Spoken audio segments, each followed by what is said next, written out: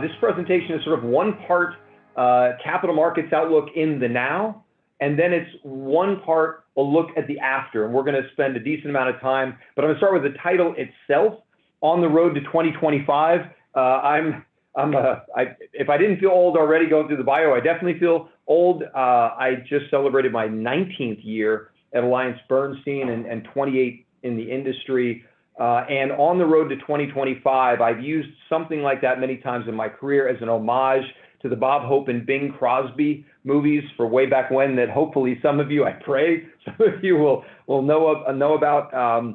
But this is a dividing line for me, not an exact one, but conceptually, the idea that there's an environment for market returns now, and then there's going to be a normalization to the standard steady state of what I think return potential is in the absence of extraordinary events that usually, or pretty much always in the last 15 years, have been accompanied by massive fiscal and monetary policy.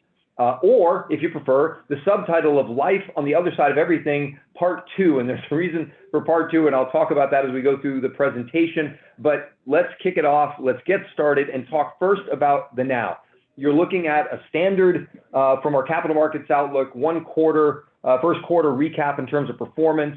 And this was the second consecutive quarter for strength in risk assets. And I think that's really important. For any of you that follow our capital markets outlook, you know for a while that I have been talking about the idea that starting in the summer of last year, while I wasn't prepared to call a bottom in markets, I was calling relative value and trying to say to anybody that would listen that I believed that we were going to see significant market potential over the next couple of years. And I told everyone to be on the lookout for two inflection points that would bring a decent amount of returns with it. The first was going to be when the Fed, for the first time, indicated that they were nearing the end or at the end of their tightening cycle, or admitted as much, which we saw toward the end of the fourth quarter of last year. And you saw how markets reacted to that. Now, the Fed was able to claw some of that back on the idea that rates would stay higher for longer, but nonetheless, the genie was out of the bottle, and the first inflection point, the Fed was nearing the end of their tightening cycle, was going to be the first catalyst. We'll get to the second one in a little bit. And so this is, in many respects, a continuation of that. And so was the first quarter. Even though the returns were strong, one, it was a story in 3 chapters, and 2, it still had the same protagonist or antagonist that we've had for quite some time now. And that was the direction of rates. Whether the Fed would cut or not, when they would cut, that has been the center of everything. I know there's a lot all around it, but it always keeps coming back to the idea of when will the Fed start to bring rates down? And the first quarter was a great example of that, because in January, there were, as you can see, the signs of disinflation, and markets rejoiced because it meant that rates might come down faster than initially expected, only to fall into, as Jeremy Farrell, who you can't see in the room but might speak, he's my right hand in a lot of this stuff, was the not so fast quarter, where we got the reverse in terms of information. Now the idea was the Fed could be more aggressive for longer, and we saw the market make its way back down, take down a lot of those returns. And then we got a completely different kettle of fish when we got into March and we had the regional banking scare. But even there's 2 stories in one chapter. See, a bonus for everybody. The first was the market starts to come down on the issues that were really began with SVB, but then made their way into other areas of the regional banking sector. But again, note the rapid recovery. And of course, that, as many of you know, came with the ring fencing, or the market's perception that the regional banking crisis had been ring fenced through support brought forward to local banks, et cetera. But nonetheless, I want you to focus on the market making its way back up again to near highs.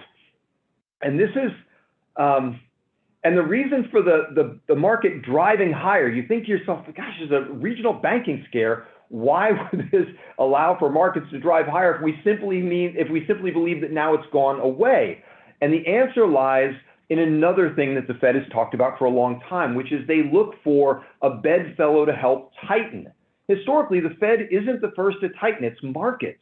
The Fed communicates the information, and as a result, the market takes that information and starts to push rates higher right away.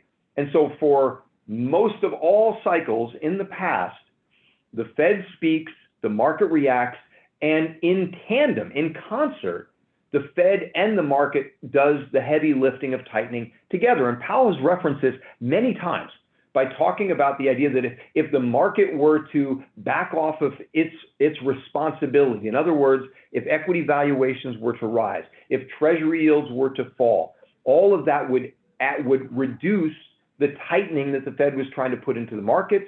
And so it would mean the Fed would have to go more. And again, if you go back and look at Powell's transcripts, you'll see that he references it fairly frequently.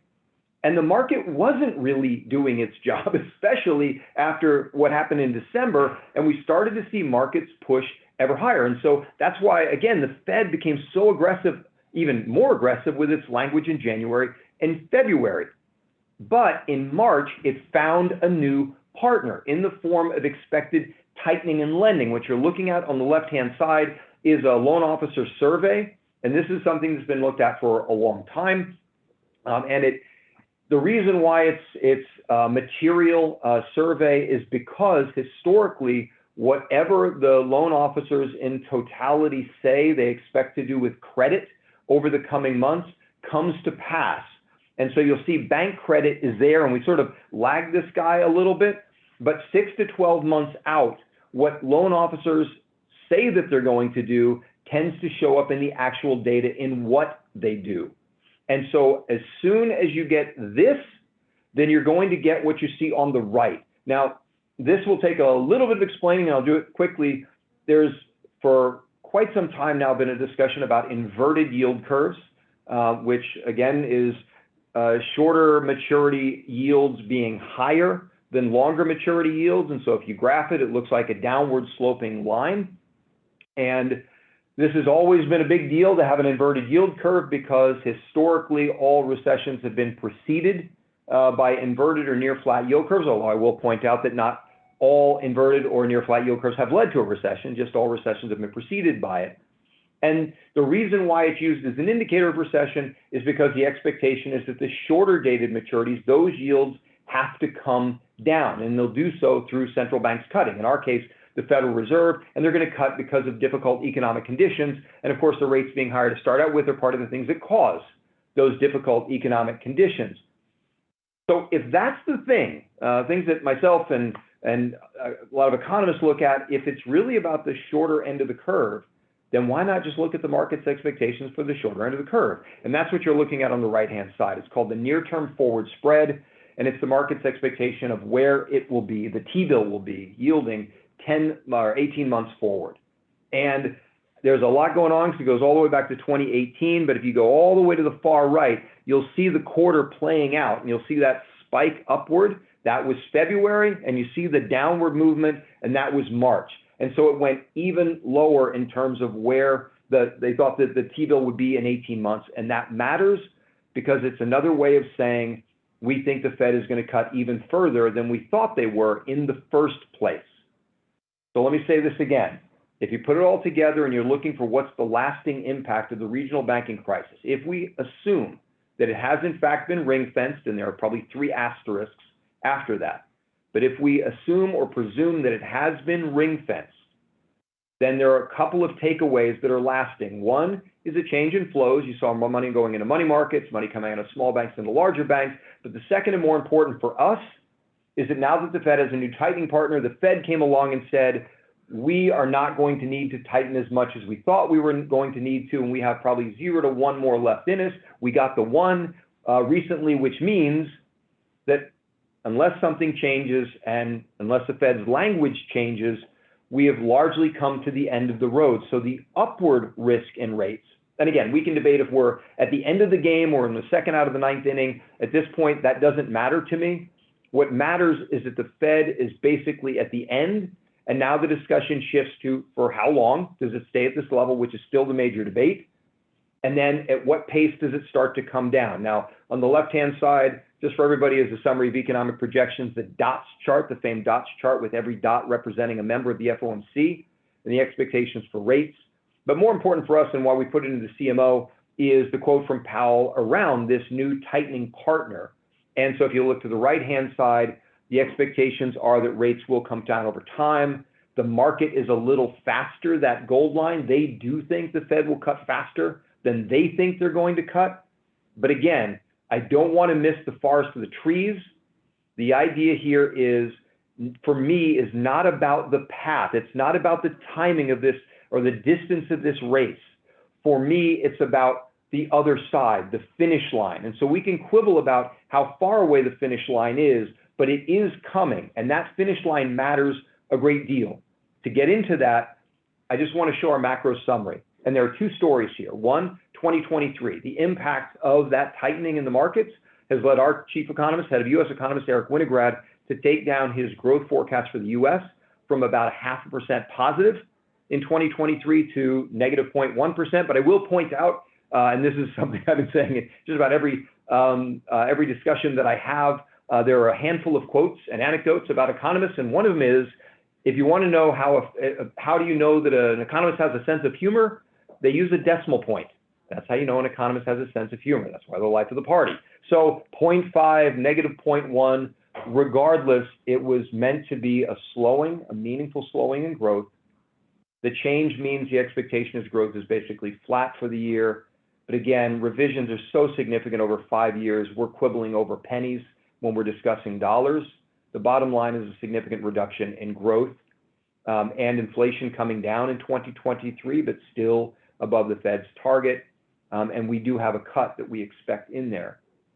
However, the bigger story for me isn't 2023, it's 2024, because it goes along with my discussion of normalization and life on the other side of all of this stimulus, life on the other side of COVID and COVID support, et cetera, et cetera.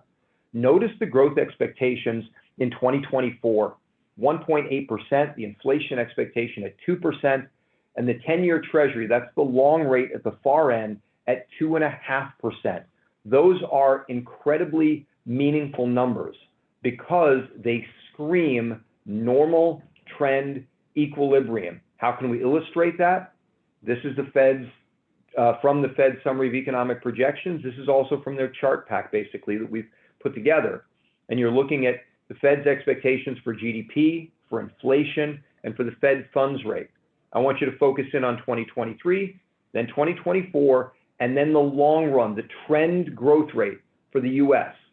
1.8 expectations for GDP. And again, this is just Eric's forecast, but you'll find a lot of them are coming around to that number. Either way you strike it, if you're sitting around 1.5 to 2 in growth, your trend in terms of growth, the natural ability of the US economy to grow over time. Inflation, again, the Federal Reserve has it at 2.5. Eric has it at 2. Again, we're quibbling. The point is that we're back toward the Fed's targeted rate of inflation over time, which is 2%.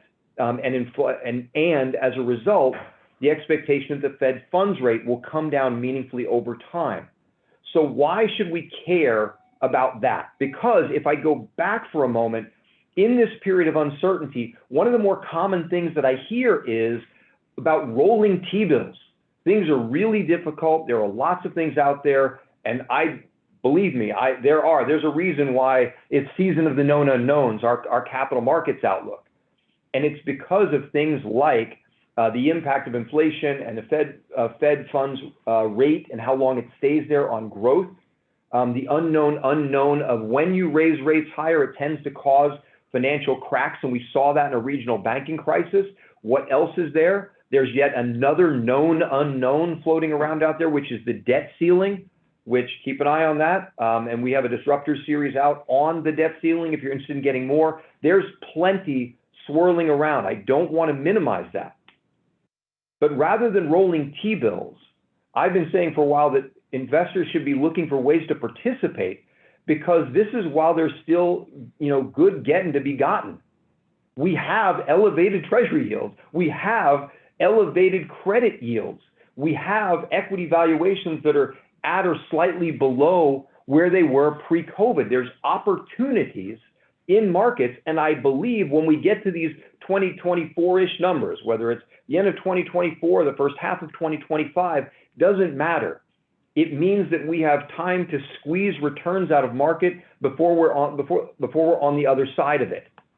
And how does this matter? Well, these are our capital markets expectations. We have an engine that building blocks its way to expectations of equity market returns, different types of bond returns, and we're showing you the end of 2019 pre-COVID, and we're showing you where they were at the end of this quarter. And I want to direct your attention to the 60-40. Notice how much higher that is. 120 basis points per year over an expected 10-year horizon is a lot. But I also want you to notice that most of that juice coming into that 60-40 is from the 40. It's not from the 60. Yes, there's an expected slight increase in equities over time. Again, much of that having to do with the discount rate and where it might fall to, but it's bonds that are doing most of the heavy lifting in that much higher expected number. And so many times I have conversations, because we're not the only firm, of course, with expectations for returns over time, and people say, hey, 60-40 looks really good over the next decade, except while I don't doubt the potential of these returns, I think what's missed in a 10-year number is that it's front-loaded. Because if those forecasts that Eric has put out and others have are correct, with, in some reasonable time frame similar to what he's laid out, then that means as growth normalizes toward trend and inflation comes down and rates come down, then those returns are going to happen much sooner in the 10-year window. It's front-loaded. You're going to get paid most of it up front, and then after that, you're left with the modest returns. I'll give you one sort of very, very simplistic hypothetical. Here, I've taken the 10-year Treasury, which around the time we had run the CME was sitting around 4%, so I just rounded up to a 4% 10-year Treasury, and I'm doing a very simplistic return calculation. I'm leaving out, as an old bond guy, as Leah talked about, I'm leaving out all the fun stuff, convexity roll, term premium, et cetera, and I'm just focusing on a simple assumption of duration times the decline in yield plus the coupon you get, because that's enough for me to hopefully make the point here. If Eric is right, and we get to 250 by the end of 2024, and the 10-year Treasury, if I round it up to that 4% and I give it a 2-year window to get down, that's 150 basis points, 1.5% reduction in the 10-year Treasury. Times the 10-year duration, that's 15% in capital gains, plus 2 4% coupons, that is 23% over 2 years, which if you subtract that out of a rough idea that if I buy a 10-year Treasury at 4%, I get 4% every year till it matures, what you're left with are all the numbers over the next 8 years. And it's not just Treasuries I see this in. If Treasury yields come down, cost of capital is lowered, normalized growth, it means credit spreads come down. High yield to worst is sitting around 8.5 to 8.6%. The normal level where it hangs around when things are hunky-dory but not exceptional and not terrible is around 5 to 5.5%, which means we have 3 to 350 basis points, 3.5%, that we can come down and also get this same mathematics. Front-loaded, strong upfront returns. If Treasury yields fall and continue to fall, we'll squeeze that little bit more of valuation or multiple expansion out of it. Same thing, which leads to my second inflection point. When the Fed finally comes around to talking about under what circumstances it might cut rates, that's when you're going to also see another boost. And that's going to float somewhere in this year where that's going to come up. So again, in my estimation, unless another shoe drops, the clock is ticking. And so if returns are front-loaded, then that means on the other side of this, I'm going to have far more modest returns, and I have to figure out how to navigate it. And for that, we're going back to history, and this, many of you will recognize if you were there at the national conference, because we have become conditioned to the idea that markets can generate really strong returns because for a long time they have. But how we've gotten those returns over the past 40 years is quite different. Many, many times, especially before COVID, when I was on stage, I would show this chart and I would say, going back to its inception, the S&P 500 has averaged over 10% a year for decades. Isn't that exceptional? It is. But I would also say, if you could pick one spot on this whole timeline that you want to know what was going on and what had happened, what would you pick? And almost invariably, people come along and say, right there, because it starts to lift off. And you'd be right. I've talked about, and Jeremy and I have talked about this time period ad nauseum for quite some time. This has been something I've talked about for, good Lord, probably 20 years. If you divide the S&P at that one point, prior to the S&P averaged 8.3%, after that averaged 11.6%, that is an unbelievable difference. Now you might say to yourself, holy cow, what's going on here? What is the thing that drives all of this? Well, as we're going to talk about, it's actually a little bit of a fundamental super cocktail, as I call it, but let's begin with this. That is the peak in rates roughly, and as rates fall, as we all know, all other things being equal, bonds generate positive returns, stocks generate positive returns, real estate generates positive returns, everybody wins.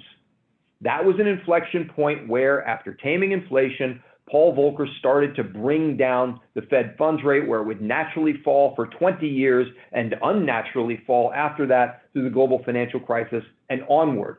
Why should we care about something like that?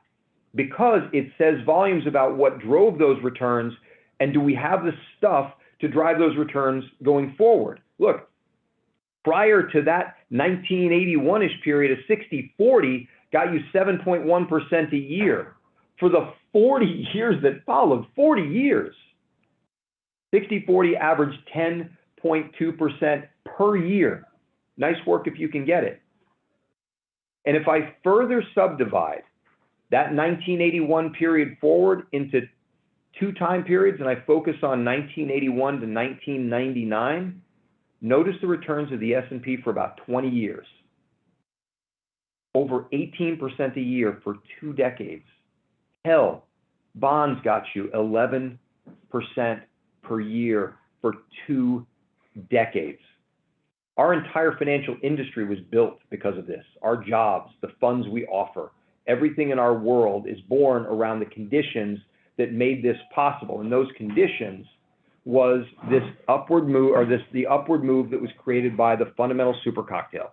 There are other ingredients, but think the rise of globalization, those falling rates that I just pointed to and what that meant, and falling inflation, automation. The digital age officially kicks off in 1983. The globalization is usually thought of as December 1979, if you're ever at an economics party, because who doesn't want to go to those, when Deng Xiaoping's four modernization speech came along. Put globalization and automation together, you're going to get falling prices in the goods space.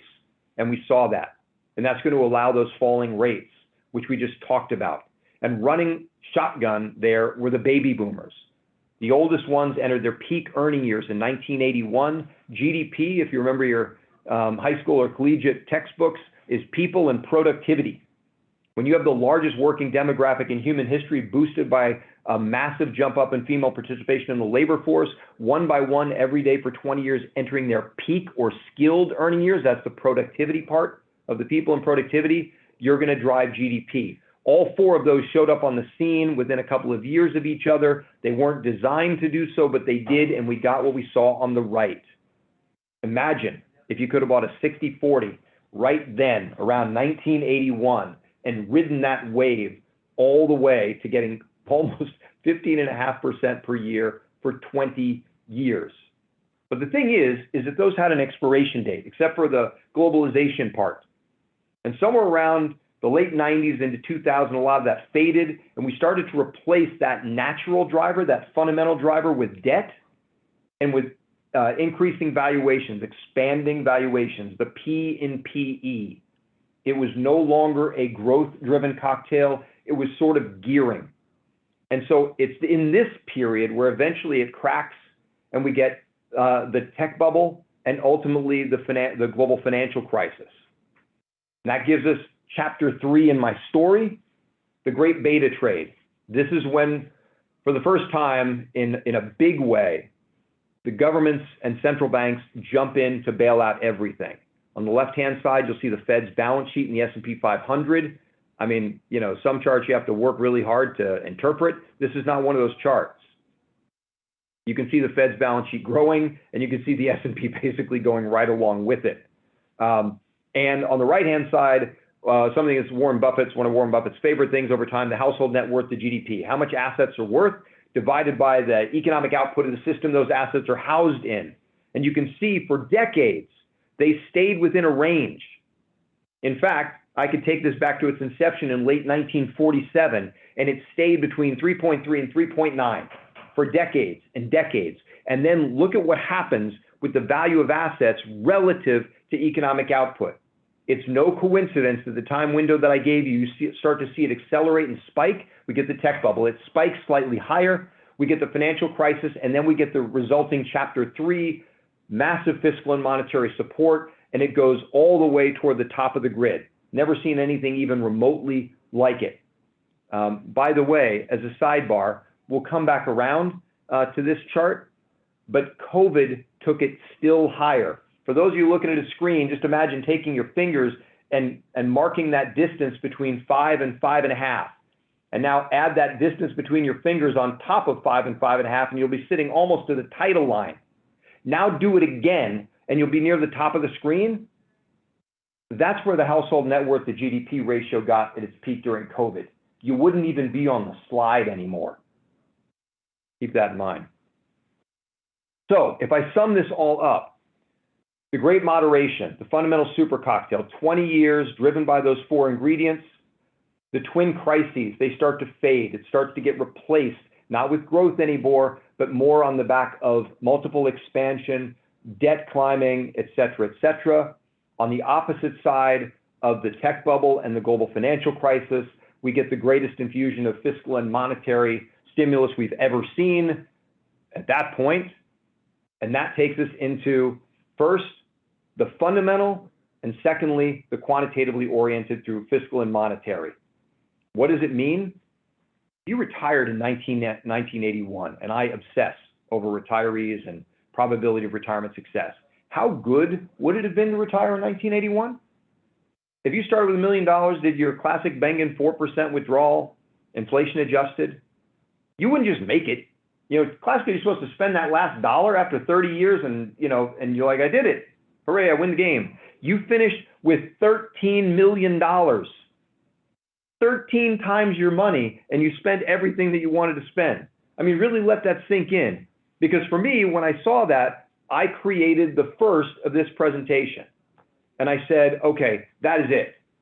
After this subsides, after it's made its way out, when the Fed starts removing this, we are left to our own economic devices, and that means we're going to have modest returns. And I nailed it for about 2 years. The S&P sat at roughly the same level on one day in November 2014, 15, and 16. That day in November 2016 was the date of the presidential election. But up until that point, you can see what stocks did, 60-40 did, but the market immediately reacted to the potential for tax cuts. Again, not organic growth, this is tax cuts. And then there was a second partner, unintended later on, another massive boost from the monetary side. Remember the Fed's reversal in 2019, it was going to tighten rates further, and then it reversed course and started cutting rates within a few meetings. Within two meetings, it had gone from we're going to tighten to we're going to stay steady to we're going to cut in that third meeting that showed up. And again, if you look to the top, you can see what returns were generated when you're cutting taxes, not growth, when you're cutting rates without a recession, by the way, also not growth. And it's here that for the second time, I threw my hands up and I said, that is it. And I created a presentation called Life on the Other Side of Everything. And I said, beyond all this stimulus, beyond tax cuts with an improving labor profile, Fed's reversing when we're not in a recession, that is it. It's going to take something extraordinary to create the impulse to drive markets even higher. And we got COVID. And we found the way that we would drive it even higher. And we got a monetary and fiscal boost that would make 2008 look positively quaint. And again, we had tremendous returns. Now we're taking this all the way through to today. And so you see that there's some different numbers in there, but that initial boost was, it just continues to drive me nuts that we can gear the markets, because I worry about investors anchoring to those expectations when they're not actually organically driven. Put it all together, and these are the chapters of Build a Better Path that I've spoken about for a long time. And again, the first 20 years, fundamental. Everything after that, monetary and fiscal, which begs the question, what happens in the absence of monetary and fiscal? Well, there's a couple of quick glimpses here. One, that 1981 retiree, compare that to a 1991 retiree, compare that to a 2001 retiree. As these expected returns have come down and down and down, what's happening is the ability to navigate downturns in markets starts to become challenged. When you're earning way over what you need to retire, you can withstand any downturn in a market no matter when it happens. But the tighter returns get, in the absence of fiscal and monetary policy, in my opinion, then the more susceptible we are to nuking retirement plans with significant drawdowns, particularly in the early years of retirement. And again, debt burdens continue to rise as GDP continues to normalize. And again, for the Fed, normal is 1.8 to 1.9%. And as rates fall, that has a huge impact, monetary policy, on returns. If you look to the left-hand side, you're going to see lots of examples. Take 2019.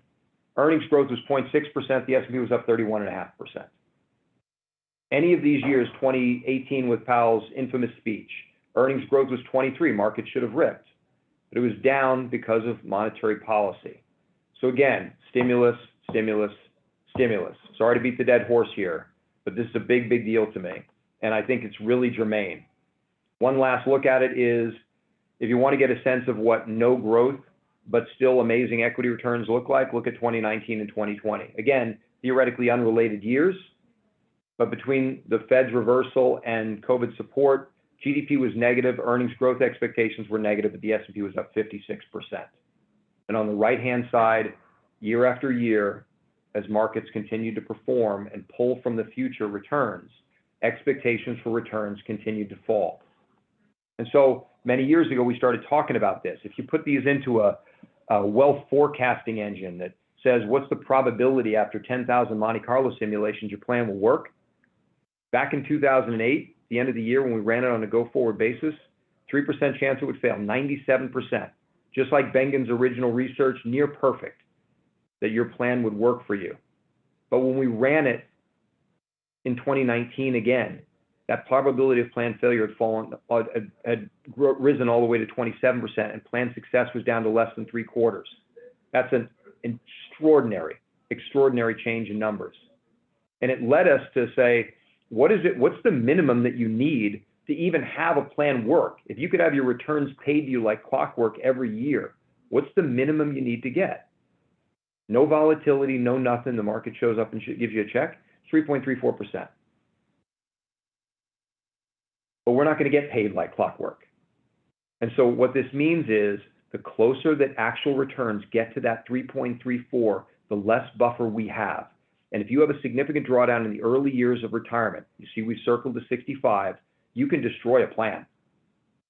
It's a huge difference in retirement portfolio behavior. On the right, we took a real stream of returns from someone that retired, 30 years ago, and went from 65 to 95 years old. That's the labeling at the bottom. And that's your blue line. No problem, sailed through on the returns that we've seen. And again, we talked about how great they are. Of course they do well. But then you see those green rings. We swapped 2008's returns with the first year of returns. And the moment we did that, the yellow plan failed. Sequence of returns becomes critically important when we get to very low expected returns over time. And this gets to the crux of my argument. I believe portfolio construction going forward has to take into account sequence of returns to help protect retirement. The way that I think about it is up-down capture. And as you can see right here, what is up-down capture, by the way? It's how much of a market's up moves on average you get and how much of its down moves you participate in. So a 90-80 up-down means on average you get 90% of the market's up moves and 80% of its down. It doesn't seem like a lot to create just a little spread like that. But you'll notice the difference in performance over time versus the actual S&P 500. That's a throttling. As good as the S&P performed in aggregate over all those years, as good as it performed, if I simply created a portfolio that got 90% of its up moves and 80% of its down, never getting fully the up moves of the S&P, it throttles it. And I think this is something that we can embed into portfolios as an additional part of portfolio construction, and I think it's critical going forward. And the way that we do it, in my opinion, is through better beta. There are parts of the market, risks that we can take that, for a variety of reasons that we can speak to, generate persistently higher up capture versus a similar risk than down capture. Efficient structure, how we put it all together. And targeted alpha, I know alpha's sort of fallen out of favor here, but you'd be surprised what a little bit of alpha can do for retirement. And so we'll sort of share that with you. Better betas, I'm going to talk about a couple. If any of this grabs your interest and you want to talk about it, reach out to your AllianceBernstein representative. I am more than happy to dive into the details here. But you get an example of some of them that we've tracked over the years. You can see the up capture and the down capture side by side. Look at high yield, about 45 up and 26 down. The trick is to get more up than down, so you get a ratio of over 1. The higher it is over 1, the better, in theory, your risk-adjusted return over time. And you can see quality is one of them. That's a huge one I've talked about for a long, long time. And it makes sense in the environment now. If you want to take advantage of the opportunities that I think are there, but you're also worried about all the difficulty, one way to participate and defend that I've espoused for a long time is quality, and another one is high yield. But these are all examples of where that benefit can be found. And I think it's something that we need to incorporate. But time period matters. You'll notice that the date's a little different here. This is prior to some of the fun that we've seen. So we reran it again over a longer period of time. And so time frame can impact it. And you can see high yields a little bit below because of how strong the S&P was during COVID support. But over time, these are real, persistent, up versus down behavior that allows you as a manager to manage, to some degree, sequence of returns and protect to the downside. Quality, and I said there's a reason for it all the time. For each of these, it's not voodoo. There's a way to explain each of it. Quality speaks, as you might imagine, to the quality of the company, and we'll be happy to walk you through the different ways that that gets measured. But I want you to note that quality over, this, in this case, a 26-year period, handily outperformed the S&P 500, but you'll notice on the right the way that it did it wasn't in the up markets. It was its performance in down markets. And again, correlate this to somebody's retirement plan. How do we save retirement? We mitigate the downturns. So if we can embed ingredients that naturally, by their structure, by their makeup, allow that to happen, then we can mitigate the impact of a significant downturn in markets. Today, quality is attractive to me because I think investors should be in equities, and it's attractive to me because there are known unknowns. And I think the combination of the two speaks to something like quality. And it also speaks to high yield. Again, I'm a long-term bond guy. I love high yield as an equity replacement, as a surrogate, not sell all your equities, but as part of your equity allocation. And the reason for it more than anything is how predictive the yield to worst is in terms of what your forward 5-year returns will be, which you see on the left. Yellow line, pick any point. What was the yield to worst? The blue line is what was the average annual return over the next 5 years. And you can see, for the most part, it sits right on top of that line. Where it dips below, something problematic happened in markets. 2011, here's a sorry flashback. The last big sovereign debt crisis and debt ceiling debate in the United States, that's what dropped that down. And then it sort of quickly recovered back onto the line again. But you look to the right, and it doesn't matter whether yields are high, low, spreads are tight or wide. Over time, it tends to earn its yield to worst. By the way, when we ran this at the end of March, it was at 8.2. And so again, from a today's investment and tomorrow or after's investment perspective, remember we were looking at down capture at a quarter just a couple of slides ago? People that ask me, how do I invest? I'm rolling T-bills. I immediately will talk about high yield. If I didn't even tell you it was high yield and said there's something that I strongly believe will average over 8% per year for the next 5 years, that would probably pique everybody's interest. If I told you that on top of that, it tends to experience half to a quarter of the downside of equities, and in the worst environments, about 75% of the downside, it would be another ingredient that we would look to. And so all of these actually make a difference when it comes to retirement. And it does so, let me skip through that guy, and it does so in part because the reason why quality, the reason why high yield, the reason why these things are better betas is they're not just pure equity type risk. They're actually a little bit bond risk. Another dating myself. I always talk about the Osmonds on a slide like this. A little bit country, a little bit rock and roll. People think equities are all rock and roll and bonds are all country, but the truth is it's a spectrum. And quality for me isn't 100% pure equity risk. It's mostly equity risk, also another Princess Bride reference. He's only mostly dead, for those of you who saw that movie. It's mostly equity risk, but there's some bond risk in there. And so can we harvest bond-like behavior from these better betas, because bond yields are so low that they don't prove to be the offset they historically were in a 60-40. I said that bonds were the big driver of the increased 60-40 expectations. They were the big laggard in the 2019 number. And they also don't offset as well. Remember, the idea is to mitigate downside if we're going to save retirement. Bonds have been able to do that for a long time, but look at their declining ability. Look at the way bonds behaved in Volcker's bear market, the tech bubble, then down to the GFC, and then down to COVID. If we can't count on bonds to be the counter-cyclical offset, the yin to the yang of equities, then we need to extract that behavior from elsewhere, and I believe that we can do it.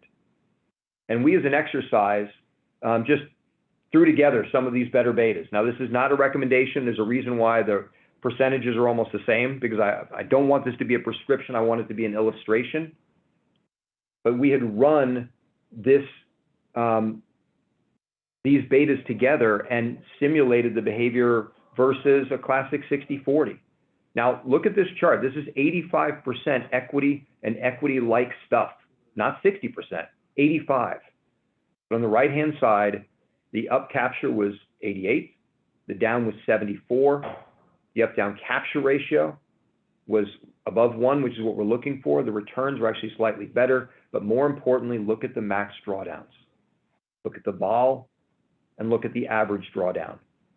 We were able to create, and by the way, the correlation between a better beta portfolio and the 60-40 was in the 0.9s. They move very similarly. It's just, this is more efficient. Again, this is not a fund, it's not a product, it's not an anything. It's an illustration of a concept that if bonds are not going to do the heavy lifting, there are other parts of the market that allow us to do it. And I believe that we have to do it because in the absence of it, retirement plans are at risk. And one last illustration that I wanted to hit when we first ran this a while ago is we assumed if you could create a portfolio that was 88-74, just to illustrate this. Remember that portfolio that I killed earlier in the presentation by swapping 2008 for the first year? That's the blue line that you're looking at. If we were able to get 88-74, it made it all the way. And if we were able to add just 60 basis points of alpha per year, look at the difference in the terminal value of the portfolio. Again, alpha gets a bad rap nowadays, but a little bit of alpha goes a long way.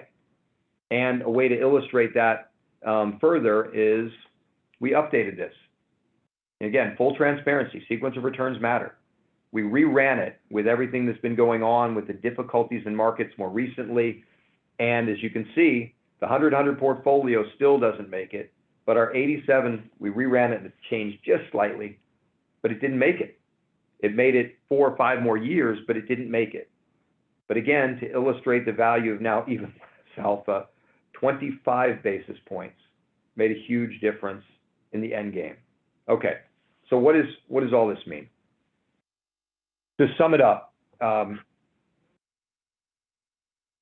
first and foremost, I believe that the steady state of markets beyond stimulus is modest growth, modest levels of rates, target-ish levels of inflation. And in that world, equity multiples are elevated. People will pay more for those returns, and those lower rates will support it. Treasury yields are lower, and that produces not only lower yields, and if you take out inflation, in many cases, negative inflation-adjusted yields. But as we saw from the bonds help offset volatility, that it also means that bonds lose their ability to play the offset role. So in a world of modest growth and modest returns and challenged bonds, I think that we have to start focusing on adding sequence of returns into the portfolio. And to do that, we have to look for the types of investments factors, betas, what have you, that give us little bits of bond behavior on the margin. We can extract them. I describe it as almost behavioral fracking. Can we get bond behavior out of an equity rock? I think the answer is yes. I think we have to be much more efficient in the way that we build portfolios. We cannot rest on the history of where our returns have come from. We can't look at a 60-40 over 40 years and infer that that means those are the returns we're going to expect, because we're not getting a fundamental super cocktail. And based on the dog fight we're in right now, I'm not sure what it would take beyond another global pandemic to get a massive round of stimulus out into the world. So we're on our own beyond this recovery. And it's why I want us to get everything that we can get over the next 18 to 24 months by participating, defending as needed, but not looking at it as an opportunity to avoid danger, but to be present because we're being paid for that danger. Because on the other side of it, with no uncertainty premium, I think we're going to be looking for nickels again. And one of the ways that I think we can do that is to take control of the ingredients inside of a portfolio to embed better natural downside protection to aid what bonds are able to do and help escort retirement, especially through the critical first 10 years that they have to walk through to increase meaningfully the probability of the 30-year plan working. So that's my